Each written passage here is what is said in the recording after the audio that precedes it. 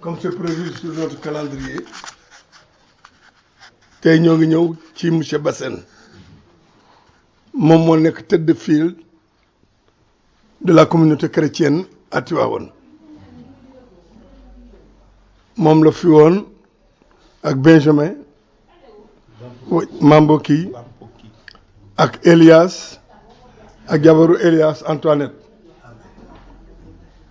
yàlla dogal keroog ma ñëw fi wax ko ni ko une délégation du conseil des sages dien fi ñëw te àll le conseil des sages te àll la ca ñuul moo dim nekk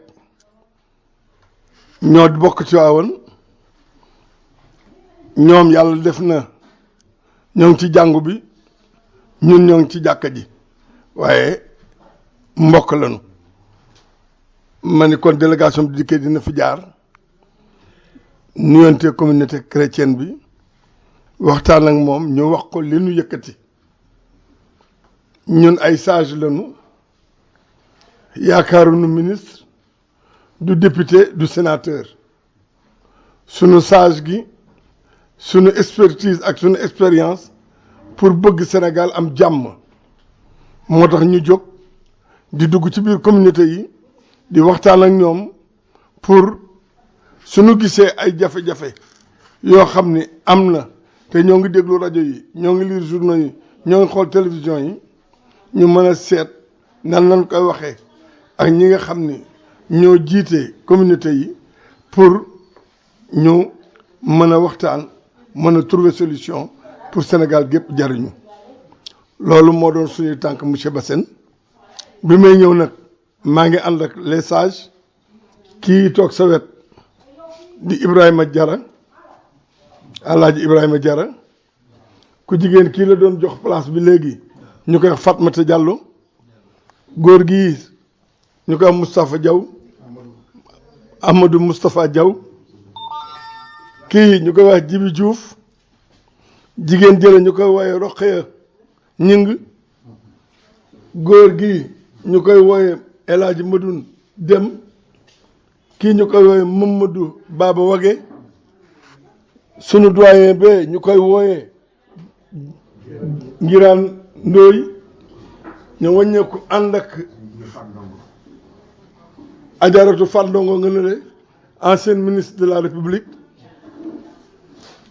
ma ànd ak Abou Sow waaw ma ànd ak Abou Sow président des éleveurs et des agriculteurs lépp loo xam ni xew na ci ruur ak yooyu moom moo koy wër ci département bi ci région bi di ko dox ma ànd ak Adja Mariama Sow wàññeeku ànd ak Mamadou Serigne Ndiaye ànd ak sunu DG rajo Alburax ànd ak Adama Ndiaye ànd ak sama nijaay Abdou Sarr ak man leur serviteur Badara Ba ñooñu ñoo ñëw tey ci sa ëtt di waxtaan seek yow di la wax ni dara yëkkati wunu lu dul seet nan la jàmm mën a amee ci Sénégal paix mën a am concordance am ba du ëllëgee ñun ñëpp ñu mën koo jariñu crise yi bari na waaye yéen mag ngeen yaa ngi ci jàngu bi avec votre sagesse di nga mën ni man de xalaate naa nii su ngeen defee nii de mën nañu yóbbu fu baax waaw loolu la woon loolu laa doon ubbee di bàyyi maintenant Ibrahima Diarra mu waxtaan gën ma dolli parce que xel day fattu suñ paree nag ñu déglu la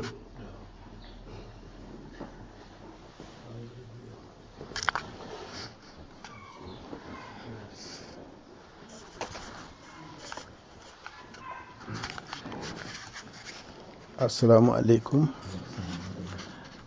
Bassène ñu ngi lay nuyu ci turi délégation conseil des sages Benno Bokk Yaakaar ci njiital suñu mag Ngiraan Ndoy ci turi coordonnateur national Yorodé suñ tànk yi tànk jàmm la conseil des sages ay mag lañ ñu jóg ginnaaw fan yi nga xam ne moom leen yàlla jox seen gis-gis ak seen doxalin ci réew mi ñu ne comme tey jii yàlla mi dara tawut Macky Sall la jëloon jiital ko ci boppi réew mi di xaleel juddu après les années de l'indépendance am lu mu fi wone am lu ñu gis ci moom ci yaram ak tegginam ak bëgg réew mi am lu mu fi réalisé lu bari itam nag ñu gis ko ñu xam ne mandat bi mu ngi jëm ci fa muy jeexee muy juróom-ñaari at yi nga xam ne moom la waroon a def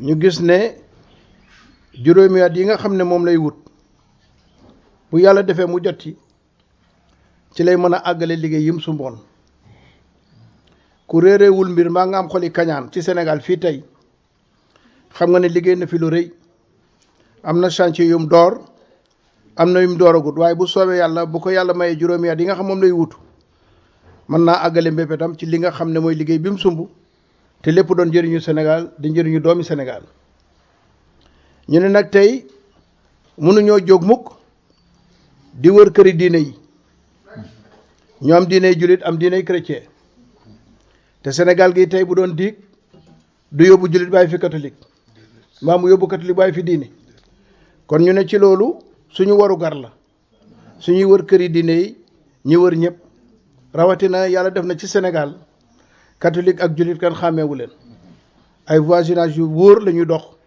kon loolu bu amee lépp lu ñu sumb ñoo ko war a bokk kon ci xalaat boobu lañ am ne nañ leen jege si waxtaan ak yéen xamal leen naam xam ngeen waaye ñu fàttali leen rek doon leen a ñaax xam ne fii ñu jublu dafay élection yu dëgër élection yoo xam ne yi bëri na yëngu-yëngu te am na ñu bëri ñu jóg ñoo xam ne defar dëkk bi taxuloon a jóg waaye seeni bopp la ak am yéene yàq ñoo nag bu ñu jegee mag ñu mel ni yéen ak seeni gis-gis ak seeni yéene ci réew mi ak kenn ku ne ca diine ba mu gëm mën naa ñaanal président de la république ñaanal ko lii mu sumb mu jëm ci li nga xam ne mooy mandat bi mu wutu yàlla delloowaat ko ci premier tour bu amul benn werante yàlla yokk dëgëral taxawaayam yokk man-manam yokk gis-gisam ndax Sénégal gi tey bu tàkkee ñu ñëpp la tàkkal kon loolu bu amee ci seen gis-gis ci yaakaar bi ñu am ci yéen am ko ci ñeneen ñu jege si leen wax ak yéen xam ne saay-saay waxul dëgg waaye yàq nam xel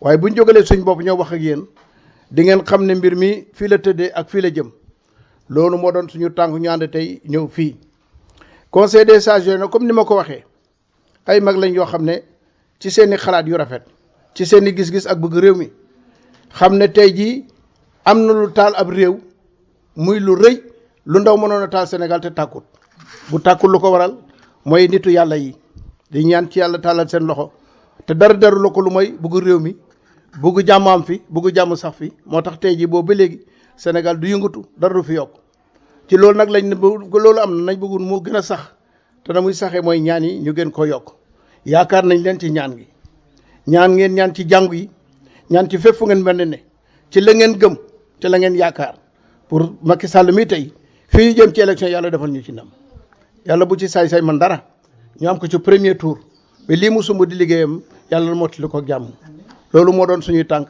di leen gërëm di leen sant kàddu gi nag bu dëngee suñu xol a fees suñu yéen dëpp bi suñu bët xel mi xëy na dëpp mais suñu bëggoon nañ kàddu gën fee rafet kàddu gën koy baax loolu amoon loo xam bëggoon naa ko ci yokk di leen gërëm di leen sant wasalaam.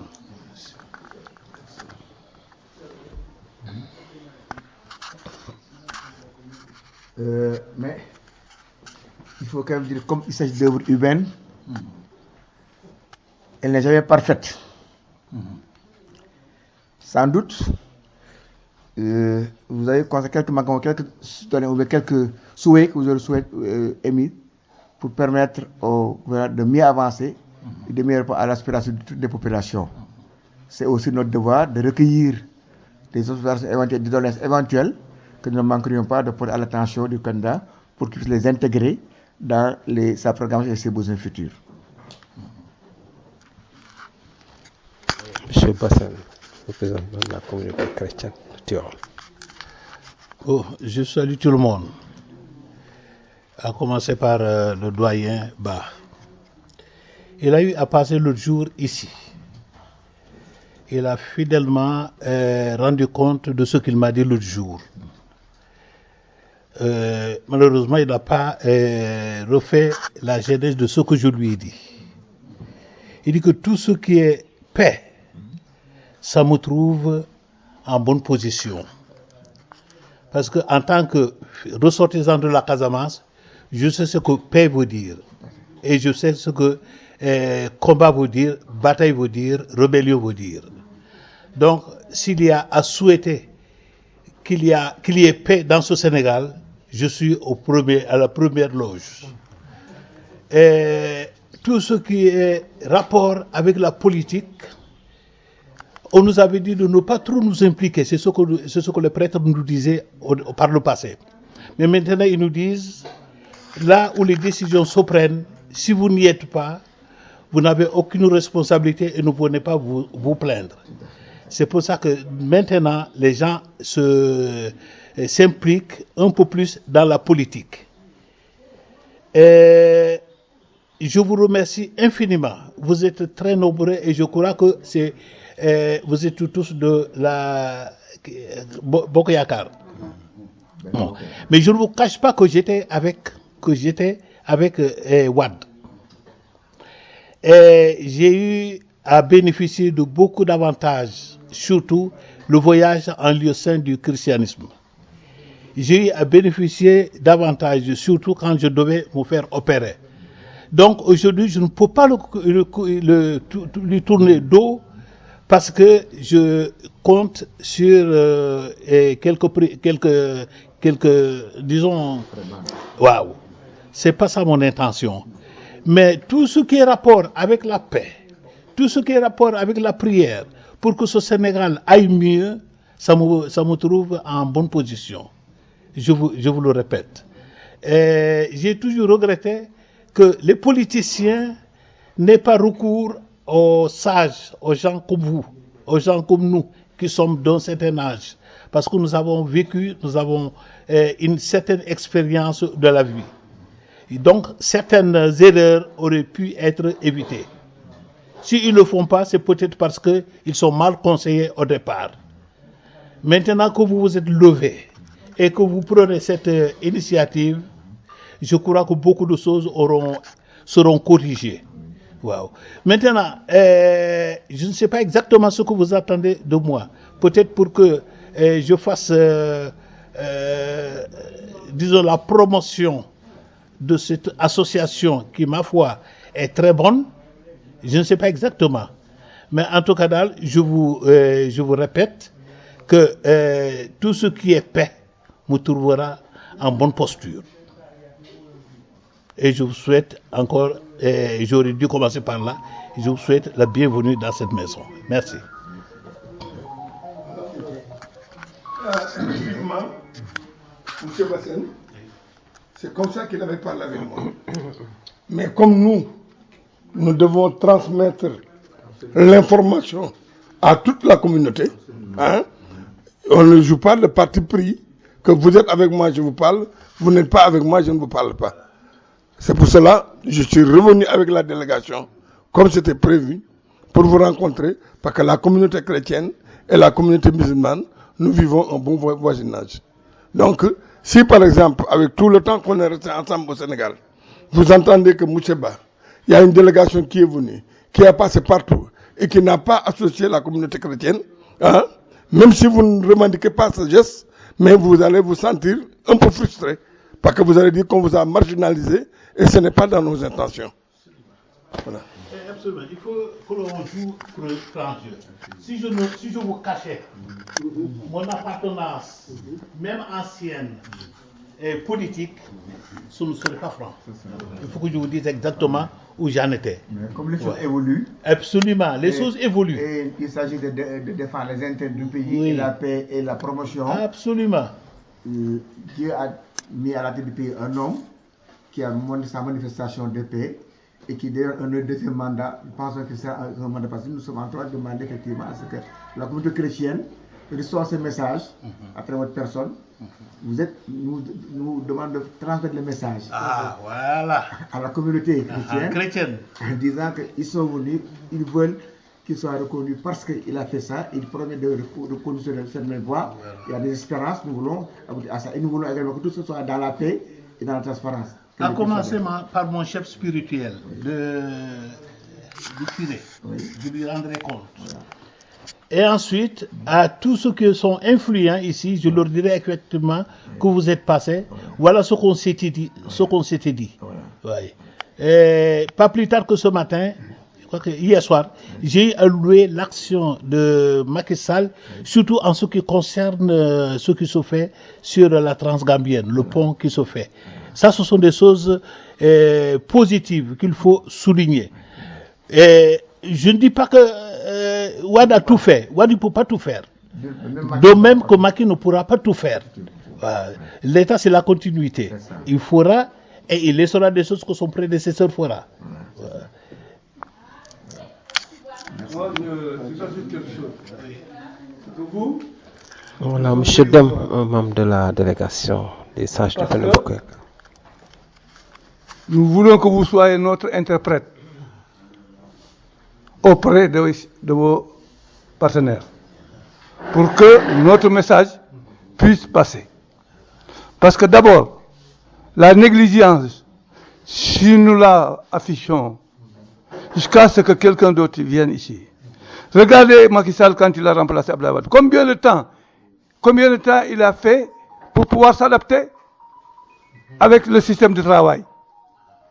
Alors, si par négligence, quelqu'un d'autre prend le relais, il dira que oui, ce que j'ai trouvé ici, c'est pas possible que je puisse continuer, donnez-moi le temps, que je puisse m'adapter, et en ce moment, ça nous prendra 3, 4, 5 ans.